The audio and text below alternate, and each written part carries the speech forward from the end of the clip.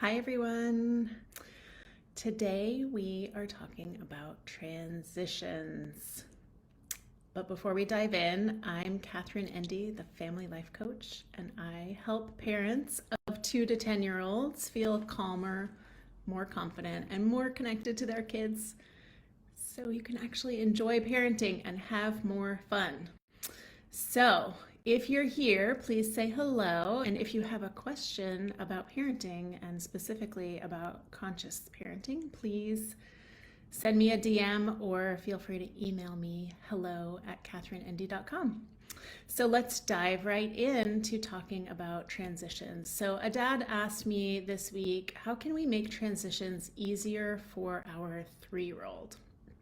So I want to start by saying this process actually begins with you.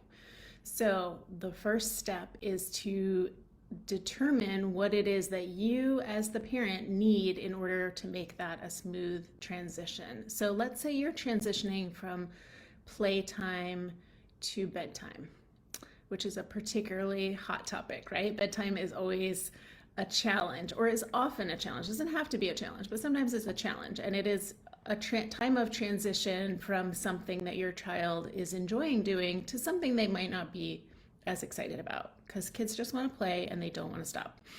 So my suggestion for step 1 here is to check in with yourself and see, what is it that I need in order to make this transition successful?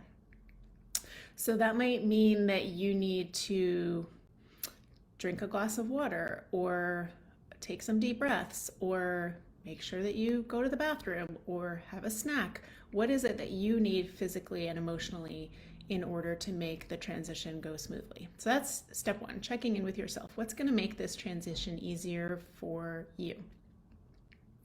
The next step is to give what I like to call a pre-minder, which is like a reminder that you give in advance. So it's like a heads up.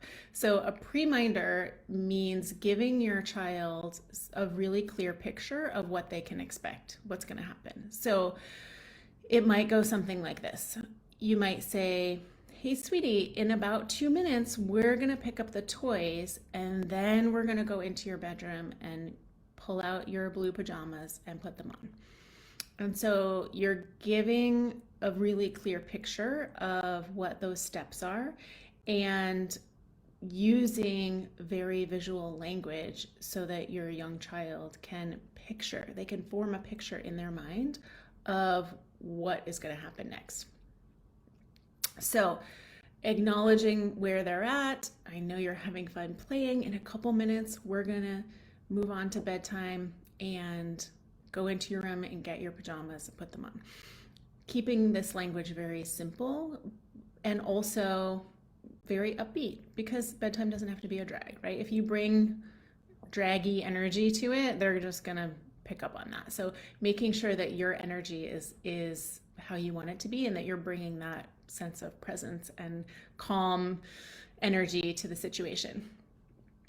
So if it's a recurring transition, like going to bed, or getting out the door in the morning to go to daycare or preschool, or it's putting dishes in the sink after dinner, something like that, you can actually create a visual pre-minder or visual checklist, a visual heads up, so that they have that visual to look at and see, like, oh, I can see that the next step is to put on my shoes and socks.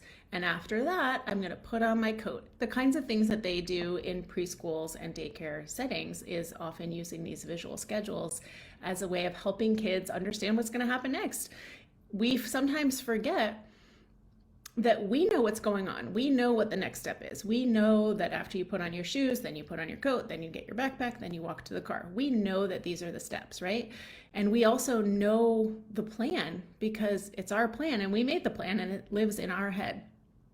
Our young children do not necessarily know what the plan is. Even if it's a recurring task like getting out the door in the morning, they don't necessarily know what's expected of them and what's going to happen next. So it's our job to make that really explicit and clear by giving them a pre-minder, give them a heads up, and let them know what to expect.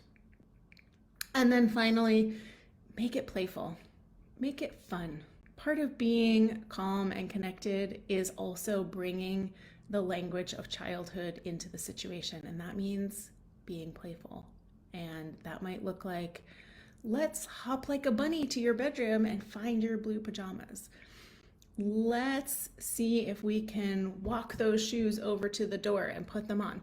So doing things to make these transitions more fun and more child friendly, because we forget that kids are very much in the moment, right? They live very, very much in the moment. And we're already jumping ahead to, I'm going to be late to work if this kid doesn't put her shoes on and hop in the car, right? But they don't know that. And they're living in the moment. So establishing a connection and making it playful and fun for them is going to ease that transition so much, in addition to giving them a reminder and, of course, checking in with yourself to see what you need in advance. So I hope this is helpful. I know transitions are a huge part of toddler and little kid life, so I hope that you find this helpful and give it a try this week and let me know how it goes. Have a great week.